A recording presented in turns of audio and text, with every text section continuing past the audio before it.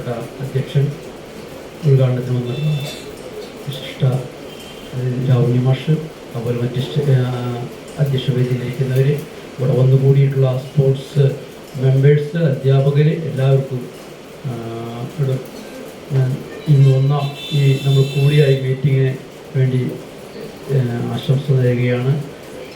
ഞാൻ ഏകദേശം ഒരു 30 വർഷത്തോളം ബെന്യാട്ടിൻ്റെ കൂടെ നടന്ന ഒരു വ്യക്തിയാണ്. ഞാൻ ഈ സംഘടനയിലേക്ക്, വ്യാപാരി സമിതി സംഘടനയിലേക്ക് കടന്നു വരുമ്പോൾ ഇതിൻ്റെ ജില്ലാ സെക്രട്ടറിയായി പ്രവർത്തിച്ചുകൊണ്ടിരിക്കുന്നത് എൻ ജോസ് എന്ന് പറഞ്ഞ മണ്ണുമ്മൽ ജോസ്, ഇവിടെ ആമ്പക്കട ജംഗ്ഷൻ ജോസേട്ടനായിരുന്നു.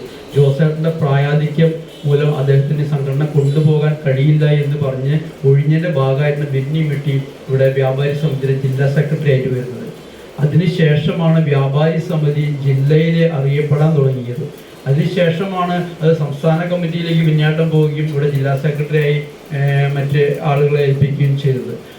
അതിനോടൊപ്പം തന്നെ പിന്നീട് കണ്ടത് വ്യാപാരി സമിതി മാത്രമല്ല, ഏതെല്ലാം സംഘടനകൾ, ഏതെല്ലാം വകുപ്പുകളുണ്ടോ അതെല്ലാം സംഘടനകളാക്കി രൂപീകരിച്ച് നാസിക് ഡോൾ അടക്കമുള്ള കോഴി സംഘടനകളടക്കമുള്ള വിവിധ സംഘടനകൾ രൂപീകരിച്ച് ഒരു പ്രത്യേക തല അദ്ദേഹത്തിൻ്റെ തന്നെ വ്യക്തിമുദ്ര പതിപ്പിച്ച് ഒരു പുതിയ മാറ്റത്തിലേക്ക് ഈ സംഘടനകളെല്ലാം കൊണ്ടുവരുന്ന ഒരു കാഴ്ച നമ്മളെല്ലാവരും കണ്ടു.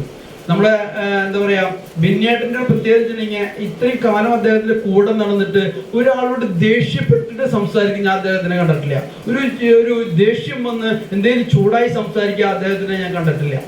എല്ലാവരോടും സൗമ്യതയോടു കൂടി, എല്ലാം വളരെ എന്താ പറയാ, എല്ലാം സമാധാനത്തിൽ കൊണ്ടുപോകുന്ന ഒരു മനുഷ്യനായിരുന്നു. എല്ലാവരോടും സൗഹൃദമായിട്ട് പെരുമാറുന്നവനായിരിക്കും. അദ്ദേഹം കൈ കൊടുത്ത് ഉയർത്തിയ അനേകർ ഇന്ന് ഈ ജില്ലയിലുണ്ട്. ഈ തൃശ്ശൂർ ജില്ലയിൽ എന്തൊരു ഒന്നുമല്ലാത്തവരുടെ കൈ കൊടുത്ത് ഉയർത്തി കൊണ്ടുവന്ന ഒരു പ്രത്യേക വ്യക്തിയാണ് ബെന്യാട്ടൻ. എൻ്റെ വിവാഹത്തിന് ഇവിടെ പാർട്ടിയുടെ ജില്ലാ സെക്രട്ടറി രാജേട്ടനാണ്, പ്രൊഫസർ രാജമാഷാണ്. രാജമാഷിനെ റെയിൽവേ സ്റ്റേഷനിൽ പോയി അദ്ദേഹം എടുത്തു കൊടുന്ന്, സമയമില്ലാത്ത സമയത്ത് അദ്ദേഹത്തിന്റെ വണ്ടിയിൽ പോയി എടുത്തു കൊടുന്ന് കല്യാണത്തിന്, എൻ്റെ കല്യാണവേദിയിലേക്ക് എത്തിച്ചു. അത്രയും എന്താ പറയാ, ഒരു കാര്യത്തിന് വേണ്ടി ഓടാനായിട്ട് അദ്ദേഹത്തിന് ഒരു മടിയില്ലാത്തൊരു മനുഷ്യനായിരുന്നു. ഞാൻ വിവാഹം കഴിഞ്ഞതിന് ശേഷമാണ്, അന്ന് അജിത്ത് ഒല്ലൂര് യൂണിറ്റിലെ സെക്രട്ടറിയാണ്, അന്ന് അജിത്ത് വക്കീലല്ല. എനിക്ക് തിരക്കായപ്പോൾ അജിത്തിനെ ഏൽപ്പിച്ച്, ബെന്യാട്ടിനെ ഏൽപ്പിച്ച്, പിന്നെ ബെന്യാട്ടിന്റെ കൂടെ സർവ്വസമയവും അന്ന് ഞാൻ നടന്നത് അതിനേറ്റവും ഭംഗിയായിട്ട് ബെന്യാട്ടിന്റെ കൂടെ. അവസാനം അദ്ദേഹത്തിന്റെ മരണശേഷമുള്ള ക്രിയകളടക്കം എല്ലാം ഏറ്റെടുത്ത് ഏൽപ്പിച്ചു കൊടുത്ത ഉത്തരവാദിത്വം വളരെ ഭംഗിയായി ഏൽപ്പിച്ച് നടത്തി പൂർത്തീകരിച്ച ആളാണ് അജിത്ത് വക്കീൽ. നിങ്ങൾക്കറിയാം, ബെന്യാട്ടുണ്ടെങ്കിൽ അവിടെ അജിത്തും ഉണ്ടാകും. എന്തെല്ലാം പരിപാടി, ഇപ്പൊ നേരത്തെ ആശേരി പറഞ്ഞ പോലെ ഒന്നുമല്ലാത്ത പരിപാടികളിൽ പോലും നമ്മളെ ഉൾപ്പെടുത്തി ആളതിൽ നമ്മൾ, അതും എന്താ പറയാ, ഒരു ഫംഗ്ഷൻ നിൽക്കുമ്പോൾ അവിടെ ആരൊക്കെ നിൽക്കണം, ആ വേദിയിൽ ആരൊക്കെയാണ് നിൽക്കേണ്ടത്, അത് കൃത്യമായി അവർ വിളിച്ചു വരുത്തും. ചിലപ്പോൾ ഏറ്റവും ബാക്കിലായിരിക്കും അതിന് മെയിൻ ആളുണ്ടാവുക. അത് വിളിച്ചു വരുത്തി ഫ്രണ്ടിൽ നിർത്തി ഫോട്ടോ എടുപ്പിച്ചിട്ട് അദ്ദേഹം മാറും. അതെല്ലാം കൃത്യമായി ചെയ്യും. എല്ലാ സംഘടനയുടെ മികവ് തെളിയിക്കുന്ന ഒരു വ്യക്തിയായിരുന്നു. എനിക്ക് പറയാനുള്ളത്, ബെന്യാട്ടിന്റെ ആ ഒരു ഓഫീസ് റൂം, തൊട്ടപ്പുറത്തെ റൂം, നമുക്ക് ബെന്യാട്ടൻ ഇപ്പോഴും അവിടെ ഉണ്ട് എന്നുള്ളത് നമുക്ക് നമ്മുടെ ഉള്ളിലുണ്ട്. ബെന്യാട്ടൻ അതിൻ്റെ ഉള്ളിലുണ്ട് ഇപ്പോഴും. ആ ഒരു അന്തരീക്ഷം ഇവിടെ എല്ലാം ബെന്യാട്ടൻ ഇങ്ങനെ ഒരു പരിപാടി ഉണ്ടെങ്കിൽ ഇതിന് മുന്നിൽ ബെന്യാട്ടൻ ഉണ്ടാവും. നമുക്ക് ഇപ്പോഴും അത് കാണാവുന്ന ആ ഒരു ഇതാണ്. ബെന്യാട്ടൻ്റെ ഒരു വിയോഗം എന്ന് പറഞ്ഞാൽ നമുക്ക് ഒരിക്കലും അത് അംഗീകരിക്കാൻ പറ്റുന്നില്ല. അതുപോലത്തെ ഒരു മനുഷ്യനായിരുന്നു. അപ്പോൾ ആ ബെന്യാട്ടൻ്റെ ആ റൂം, നമുക്ക് അദ്ദേഹത്തിൻ്റെ ഫൗണ്ടേഷൻ തുടങ്ങണം എന്നൊരു ആഗ്രഹമുണ്ട്.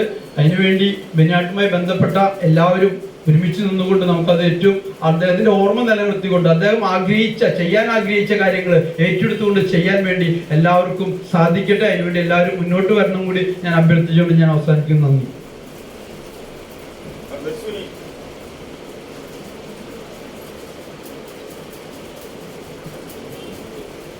പ്രിയപ്പെട്ട സുഹൃത്തുക്കളെ, ബെന്യാട്ടിനോടുള്ളൊരു സ്നേഹം കൊണ്ട് മാത്രം ഞാൻ ഈ പരിപാടിയിലൊന്ന് വന്ന് പങ്കെടുക്കണമെന്നൊരു ആഗ്രഹം കൊണ്ട് മാത്രം വന്നതാണ്. ഇവിടെ വന്ന് ഇങ്ങനെ സംസാരിക്കുന്നു, ബെന്യാട്ടിനെ ഓർമ്മിച്ചുകൊണ്ട് രണ്ടു പേർക്ക് സംസാരിക്കണമെന്നൊന്നും എൻ്റെ മനസ്സിനകത്ത് ഉണ്ടായിരുന്നില്ല. സത്യത്തിൽ ഞാൻ വരാനുള്ള കാരണം എന്താ വെച്ച് കഴിഞ്ഞാൽ, ബെന്യാട്ടിൻ്റെ മരണ വാർത്ത അറിയുമ്പോൾ ഞാൻ തിരുവനന്തപുരത്ത് വെഞ്ഞാറാമൂട് തോപ്പിൽ വാസിയുടെ ഒരു പരിപാടിയുടെ സംഘടനയുമായി ബന്ധപ്പെട്ട ജോലിയിൽ ഏർപ്പെട്ടിരിക്കുകയായിരുന്നു. ആ സമയത്ത് അവിടെ പോരാനും പറ്റില്ല. പിറ്റേ ദിവസം പരിപാടിയാണ്. ബെന്യാട്ടിൻ്റെ ഫ്യൂണറലും പരിപാടികളൊക്കെ അന്നേ ദിവസം തന്നെയാണ്. ഒരിക്കലും നമുക്ക് തിരുവനന്തപുരത്ത് നിന്ന് ഓടി ഇവിടെ എത്തിയിട്ട് ബിന്നിയേട്ടനെ അവസാനമായിട്ടൊന്ന് കാണാൻ പറ്റാത്തതിനുള്ള വിഷമം സത്യത്തിൽ അന്ന് തന്നെ ഉണ്ടായിരുന്നു. എന്നുവെച്ചാൽ നിരന്തരം കാണുകയും ബന്ധപ്പെടുകയൊക്കെ ചെയ്തിട്ടുള്ള ഒരാളാണ് ബിന്നിയേട്ടൻ.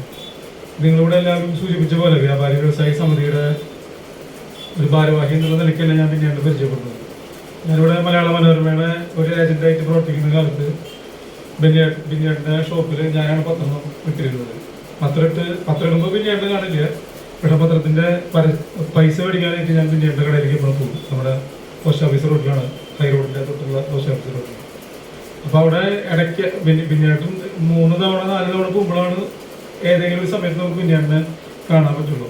അപ്പോൾ അവിടെ ചെന്നാൽ സാധാരണ ഞങ്ങൾ പത്രക്കാരൊരു വീട്ടിലേക്ക് കയറിയാൽ 2 മിനിറ്റ് കൊണ്ട് പൈസ മേടിച്ച് റെസീറ്റ് എഴുതി കൊടുത്ത് പോകും. പക്ഷെ ബിന്നിയേട്ടൻ്റെ കടയിലേക്ക് പോയാൽ വളരെ വ്യത്യസ്തമായി അവിടെ ഇരുന്നിട്ടൊരു അരമണിക്കൂർ 3/4 മണിക്കൂറൊക്കെ ചിലപ്പോൾ സംസാരിച്ച് കഴിഞ്ഞതിന് ശേഷം ബിന്നിയേട്ടൻ അവിടെ നിന്ന് വിടുള്ളൂ.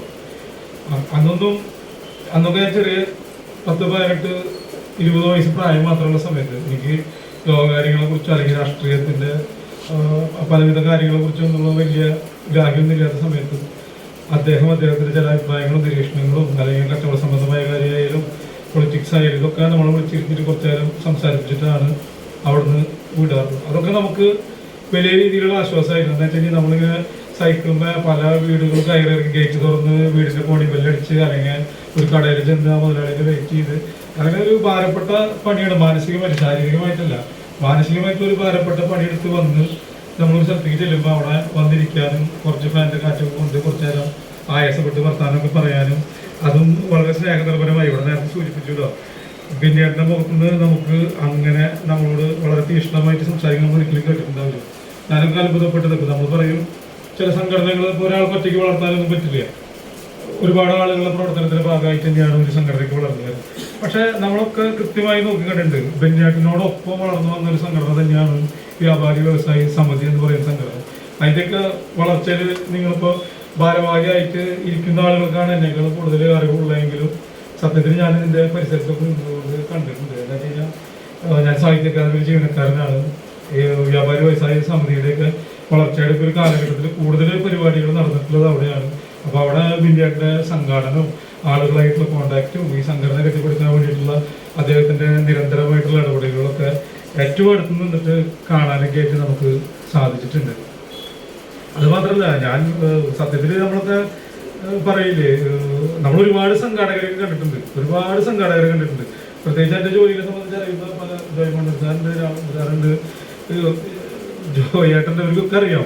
ഞാൻ ഈ ലോകത്തുള്ള ഒരുവിധം സാംസ്കാരിക സംഘടനകൾ, രാഷ്ട്രീയ സംഘടനകൾ, സാമൂഹിക സംഘടനകൾ, അവരുടെ വളർച്ച, അവരുടെ സ്വഭാവ രീതികൾ, അവരുടെ സവിശേഷ സമീപനങ്ങൾ, ഇതൊക്കെ ഞാനൊക്കെ നോക്കി കണ്ടിട്ടുണ്ട് ഈ പ്രായത്തിനിടയ്ക്ക്.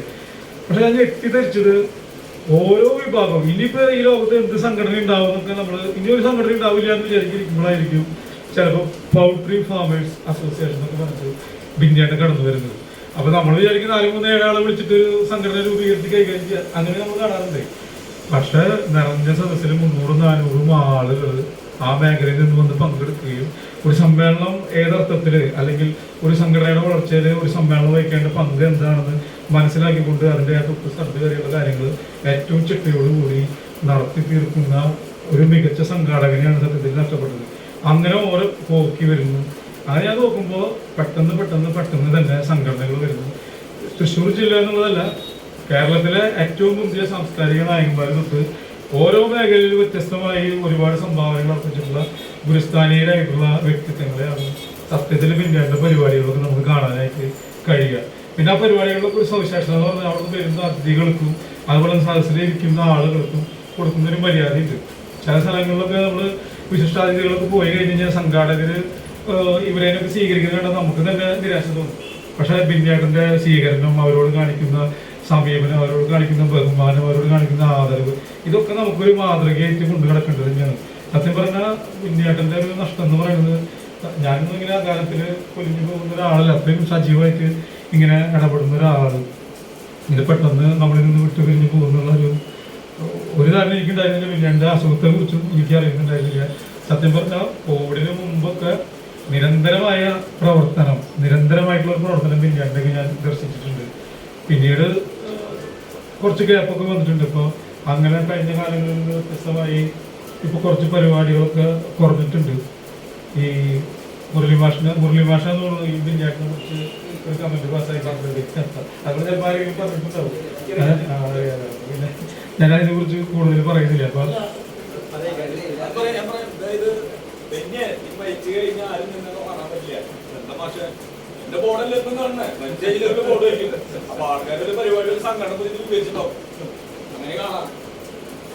അപ്പോൾ എന്ത് സാങ്കേതിക വളർച്ച ഉണ്ടായാലും എന്ത് സോഷ്യൽ മീഡിയയുടെ സാധ്യത ഉണ്ടെങ്കിലും പ്രചരണത്തിന് അദ്ദേഹം നഗരം ഇളക്കിമറിച്ചുകൊണ്ട് ആ ഒരു പരിപാടിയുടെ അന്തസ്സും ആ പരിപാടിയിൽ പങ്കെടുക്കാൻ നമ്മളെയൊക്കെ പ്രചോദിപ്പിക്കുന്ന രീതിയിൽ അല്ലെങ്കിൽ അതിലേക്ക് വലിച്ചഴിക്കുന്ന രീതിയിൽ സ്വാധീനം ഉണ്ടാക്കാനായിട്ട് അദ്ദേഹത്തിൻ്റെ പ്രചരണ പ്രവർത്തനങ്ങൾക്കും കഴിഞ്ഞിട്ടുണ്ട്.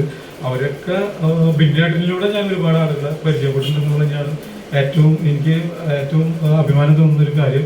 പ്രശസ്തരല്ലാത്തവരും വളരെ ഡെഡിക്കേറ്റഡ് ആയിട്ടുള്ള സംഘടനാ പ്രവർത്തനത്തിലായാലും ചെറിയ ചെറിയ പണികളിലായാലും പോസ്റ്റർ ഒട്ടിക്കുന്ന തൊട്ട് ബോർഡ് വെക്കുന്ന തൊട്ട് അങ്ങനെ ചെറിയ ചെറിയ പണികളിൽ ഏർപ്പെട്ടിരിക്കുന്ന മനുഷ്യർ വരെ ആയിട്ട് എനിക്ക് ബന്ധപ്പെടാനായിട്ട് ബെന്യാട്ടിലൂടെ കഴിഞ്ഞിട്ടുണ്ട്. ബെന്യാട്ടിൻ്റെ വിയോഗം നമുക്ക് എല്ലാവർക്കും നിങ്ങളുടേതുപോലെ തന്നെ എനിക്കും വ്യക്തിപരമായി വലിയ നഷ്ടം തന്നെയാണ്. ബെന്യാട്ടിൻ്റെ ഓർമ്മകൾക്ക് മുന്നിൽ പ്രണാമം അർപ്പിച്ചുകൊണ്ട് ഞാൻ നിർത്തുന്നു.